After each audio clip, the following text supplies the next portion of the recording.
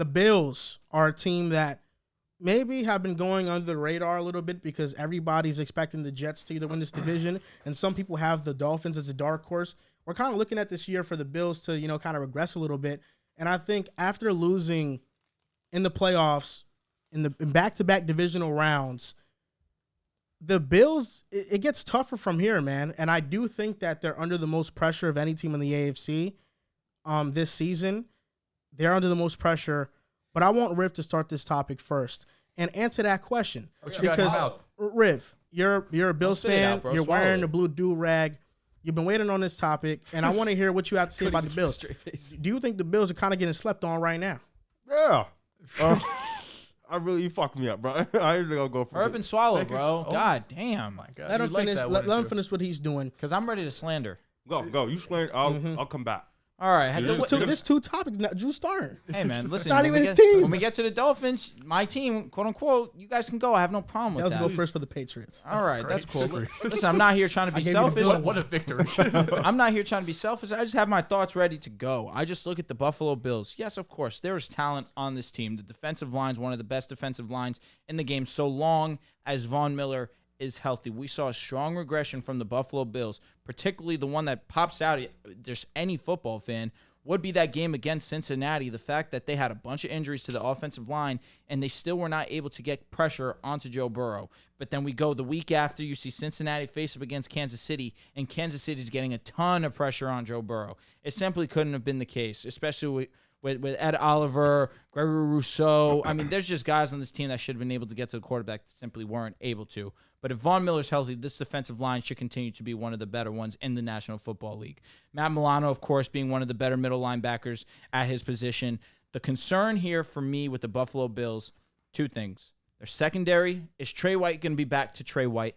Other than that, of course, Poyer and Micah Hyde, that's a very impressive safety combination there. That's going to be a matter as long as they can stay on the field, they're going to continue to be dominant. But at the cornerback position, is Trey White going to be Trey White, and is Elm going to take another step in his development so far in his career? The cornerback is a concern, and the most important concern for me is this offensive line. And now I've been on record so many times saying when you have a quarterback that is mobile, offensive line isn't an imperative position to address because they're able to maneuver their way out of there. However, when you have a guy like Josh Allen, it's inevitable that you're going to want to protect him. Herbert can escape the pocket and make plays happen. So can Joe Burrow. But when are they at their best? When they have time to see the plays develop and they're able to push the ball downfield.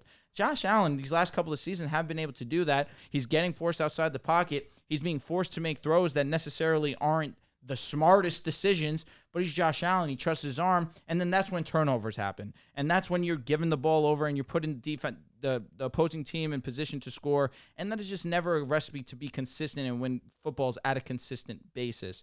But this offensive line outside of Deion Dawkins really is not that great.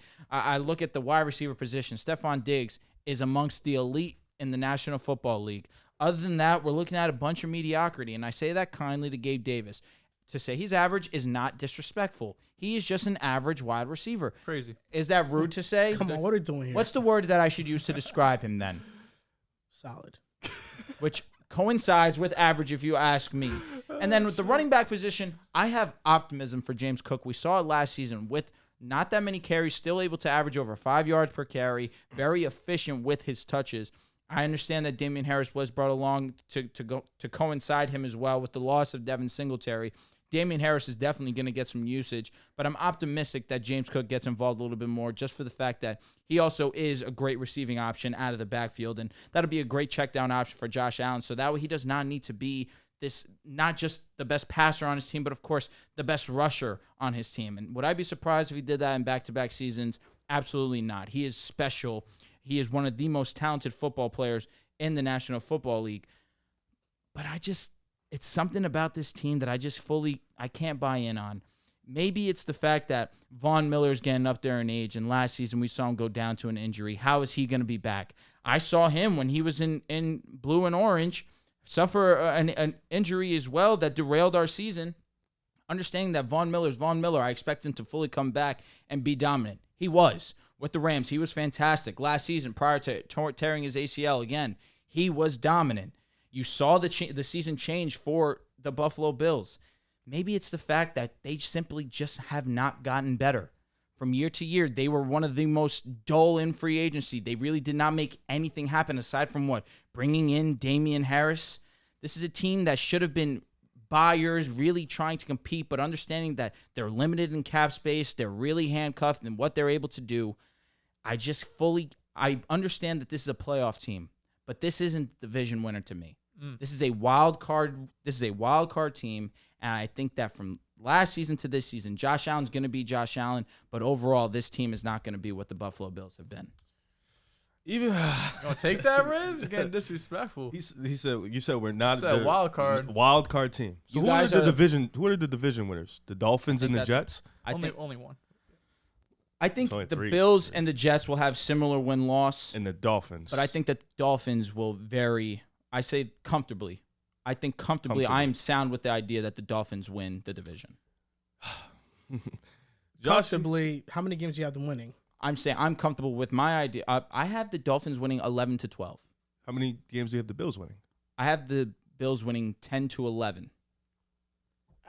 Ball bounces one way. You know what I mean? Like, Well, I thought only, you had him like 3 well, I games only ahead. say I'm cool I with say that. 10-11 because 11 was me being teetering, but I very firmly feel 10. Phil 10 Correct. because they didn't make a move. Yeah. Okay. They almost lost in the first round to the Dolphins with a third-string quarterback. That's fair. The very week after, at home, they get dominated by the Cincinnati Bengals. Not that the Cincinnati Bengals aren't one of the Bengals are premier like that. teams. They got Joe Burrow. They are amazing. We know. And But to almost blow it to the Dolphins when it should have been, that was the lock of the week. The Bills were going to beat the Dolphins. If you had to put your money, that would be the early team in the to season, win. you're saying? No, I'm saying going into playoff. the the playoff playoff game. Sunday. Right. interesting enough that the Dolphins have a quarterback who has trouble with injuries and they haven't really upgraded their offensive line. They haven't won a Well, playoff game since 2000. Yeah, we'll get But to their that. defense was dog water, Yeah. and what did they go and do? They For addressed sure. the middle And- linebacker. They go and they And bring with- in and Jalen Ramsey. What you just said with everything with the Buffalo Bills, including everything you said, plus injuries to damn near their whole team. In the regular season, they still finished at the end of the year a top 6 unit in offense and defense, with Josh Allen being injured, with Tre'Davious White coming back after week 10, with them having no running game, with them having no number 2 and number 3. They still did all that and still been top 6 in both offense and defense. And they come into this year, you expect Josh Allen to be better. Of course, you expect Josh Allen to not deal with that injury, come back, be better. You expect Stephon Diggs to still be what he's going to be. You expect that defense, and now Micah Hyde, Poyer, Tre'Davious White, a full offseason and just fully recovering and getting better. You expect that secondary to be much better. The offensive line is an issue, but I don't think it's as big of an issue when you have a guy like Josh Allen, because even though he is toxic with the ball at times, sometimes he fumbles, sometimes he makes bad passes, of course. I think still you live with it because he is still a threat with his feet, and I think that is important. The running game is probably the most important it's ever going to be this year. Hopefully James Cook can make that step, but I still think this is probably still the most dangerous team in this division, because this is a team that's been consistently at the top, winning the division. They've run this. They haven't run the same offense, but they've been the most dominant offensive team outside the Chiefs, maybe the last 2-3 years with Josh Allen at the helm, Stephon Diggs. You literally just can't stop this offense. It's too explosive in the regular season. I think a lot of these problems that you're talking about is probably going to bother them in the playoffs. But I think in the regular season, the offensive line can be mitigated with Josh Allen. I think as long as this team is healthy, Von Miller comes back week 6, as long as he can bring some damage, because you mentioned the Chiefs in that playoff game. They had a game changer in Chris Jones that was able to wreck shit, cause a lot of open areas for other guys. They didn't have that. The Bills didn't have that against the Bengals. Ed Oliver and Gregory Rousseau are supposed to be good enough that but they're able Von to get Miller to the really quarterback. They're not opens game up. changers, though. They're not Von Chris Miller, Jones, but they're Von still Miller's- very good. Von Miller They- makes they them gave look Von Miller much 100 mil better. for a reason. Of course, Von He Miller makes is them look premier. much better. Not to say they're not good players. They're good players, but when you have that elite guy with you, you just elevate your game for sure. And Von Miller is one of that. I think this team is still one of the best teams in the AFC. I think this team is still the best team in the division, and they're the ones with the crown right now. I don't know about the Dolphins being comfortably better than them because they upgraded their defense, because the Buffalo Bills defense is still an elite group, even with everything you just mentioned. They dealt with multiple injuries. They even dealt with lack of depth last year in the defense, and they still were able to finish as an elite unit. You could say it's strong, but the numbers back up what I'm saying. They ranked second last year. The elite group. In playoff times, when you systematically scheme against them, and the scheme doesn't look too right in the playoff setting, but in the regular season, I still think this team is an elite group, and I still think they'll be number one. I think the Bills are kind of getting slept on a little bit. I do. Josh Allen was an MVP candidate before his UCL injury against the Jets in Week 9. You can argue he was number 2, if not in the driver's seat of that award. Last season, he did have a lot of turnovers. It was his highest interception percentage rate since his rookie year, which basically means that, to me, that's the highest of his career because I don't really count that rookie year. I feel like Josh Allen, the quarterback he is, has been the last 3 years. I don't count those 2 years when it comes to Josh Allen. Since year 3. Yeah, since year 3. The Buffalo Bills, I do think, are getting a little bit slept on because last year they converted 55% of their first downs. That was first in the NFL on third downs and saw the second highest rate of light boxes. Now, this is going to coincide with your opinion, Drew, of thinking James Cook is going to break out because James Cook averaged 2.69 yards before contact per rush last season, which ranked 3rd in the NFL amongst 96 running backs. And on first down, it was 4.14, which was first in the NFL as well. And he gained 15 or more yards on 13% of carries, which was the best of the NFL. So it shows his down-to-down ability, but also his explosive play ability, which is something the Bills have been lacking. The Bills have always needed a running game, but people kind of get that confused. The Bills don't need to rely on a running game. They just need to have a good one when the time calls for it. This team should still be pass heavy, should still throw the ball and air it out with Josh Allen. Absolutely. But when you have to run it, you can gain yards. And James Cook has shown that ability with the Bills, and especially when they run on first down, James Cook has given them 2nd and 6s. And at that point, that's already a first down for the Bills if that's that short of the sticks. My issue with the Bills really is that this is a make-or-break year for Sean McDermott, the defensive-minded head coach. They're the second-ranked defense last year. They were great against the run, elite against the run. They were average against the pass in terms of yards. Leslie Frazier's taken a year off. He's been the Bills' DC since 2017. Sean McDermott's claim to fame was with the Carolina Panthers, their Super Bowl run. He was a DC for them. He's not only the head coach this year, he's the defensive coordinator. So the defense, if it fails, if it succeeds, that's all riding on him. He has 2 jobs now. He has 2 things he has to maximize. The team success, but also the defensive success. And that's going to be a big task for him. And the offensive line is still not a good group. They allowed 44% pressure rate in the playoffs, which was abysmal. And that's an obvious weak point of the team that I don't feel like they addressed. And they have the 5th toughest schedule of pass offenses. They're going to be going up against Mahomes, Burrow, Herbert, Aaron Rodgers twice, Dak Prescott, Trevor Lawrence, and Tua twice as well. This is going to be a dangerous group of offenses they're going to face. They have the capability to go up against them. But the reason I say this is the most pressure they have, after this season, I don't see a path for the Bills being a division winner in the AFC East or being a contender, a true contender in the AFC at all. Right now, there's already hesitancy around whether the Bills will win a division. This year, Josh Allen's getting paid $17 million. That's his cap hit. In 2024, next season, that's going to jump up to $47.1 million, almost a $30 million increase. So those moves of getting Von Miller, those splash moves that they've been doing, that's not going to happen no more. This is arguably the best roster Josh Allen is going to be surrounded by in his career going forward. If he doesn't get it done this year, if the Bills flame out this year, I don't see a path for the Bills being all that successful and being contenders in the future. I think part of the reason why a lot of people, maybe even me included, are sleeping on the Bills is just because of the other moves these teams have made. Aaron Rodgers going to the Jets. The Patriots will skip right over. But the Dolphins, healthy Tua, get Jalen Ramsey, Vic Fangio. And the Bills kind of are just the Bills, right? So it's really easy to look at this team, like Drew mentioned, that they didn't get better, right? And I think every year, every offseason we go into, we look at teams and try to see the path to them to improve at key positions. But I don't think the Bills necessarily needed to get better, right? I think I saw that the Bengals game last year, I had the Bengals winning. I just thought overall they were a better team.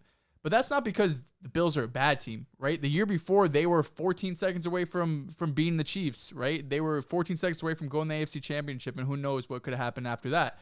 But this Bills team is just as talented as really any other team in the NFL, in the AFC, and in this division. So although they didn't make any big move like, bringing in a Jalen Ramsey or a splash wide receiver, although they would have liked them to, I don't think that's necessarily the move they need to make. Because like Joel said, you are going to have to pay Josh Allen more money next year. His cap hit $43 million. That could obviously be restructured, but you can't continuously give out $100 million contract after $100 million contract because they're thinking about that down the line, right? We see that with the Chiefs the last couple of seasons. They've had to let go of Tyrann Mathieu, had to let go of Tyreek Hill because of Mahomes, his contract. I think the biggest difference between those two is that one of them has Andy Reid, so I have no problem in the world saying he'll figure it out. The other team has Sean McDermott, and I was very surprised that the Bills extended him. Brendan B, not as surprised. He put together a great team. But I was a bit surprised that Sean McDermott got an extension through 2027 because if the Bills failed this season, I would have expected at least them possibly to go into a different direction. I thought that there was a possibility they go try to get an offensive mind like a Ben Johnson from Detroit and try to kind of, mold this new stage or this new era of offense when you have Mike McDaniel doing great things, Kyle Shanahan, Andy Reid, everyone, all the top teams have offensive minded coaches. Sean Payton, of course. Nathaniel Hackett. Enjoy him. I know that's my guy now. But maybe that's why Ben Johnson opted to stay in Detroit. If Wait Sean one more McDermott year. flames out, but now he's extended through 2027, so that's not going to happen. And listen, we know any given Sunday, Josh Allen can be the best quarterback in the league. Right before his injury, he was, like you mentioned, MVP type contention. But we also know he could struggle with accuracy. We know he could turn the ball over. So you have these really high highs with Josh Allen, but you do have some low lows. Not to the extension maybe of a guy like Zach Wilson, but you do have some low lows in terms of elite quarterback play. We don't really see the same low lows from the Mahomeses, from the Joe Burrows outside that week 1 against Pittsburgh last year. And maybe some of that had to do with the injury, but some of that probably also had to do with Brian Dable leaving, even though the interceptions aren't all that different. Don't forget Herbert either. Of course, Herbert doesn't have as many low lows, I would say, as Josh Allen. They're just not as... Josh Allen has a lot of these big splash plays, some of it with his feet, some of it just because he has one of the most talented arms in the NFL.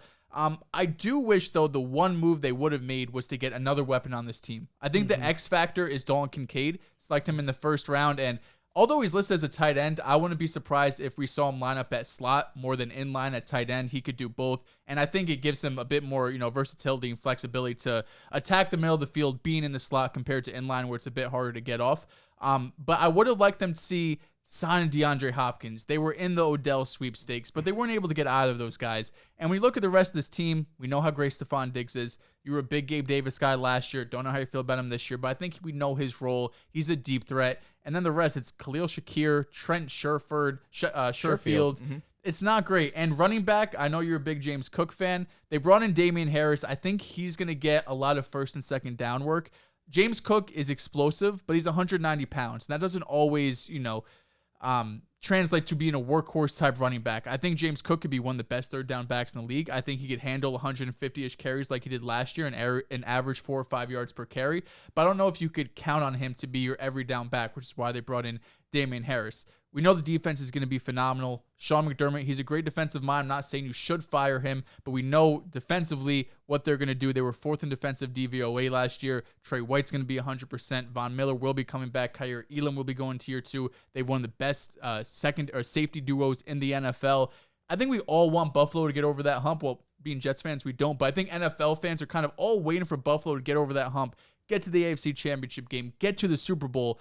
But when you look at the rest of the AFC, and you see these other teams getting better, and the Bills are kind of stuck in this middle, like they're not getting better, but they're not getting worse. It's hard to see this being the year they get over that hump.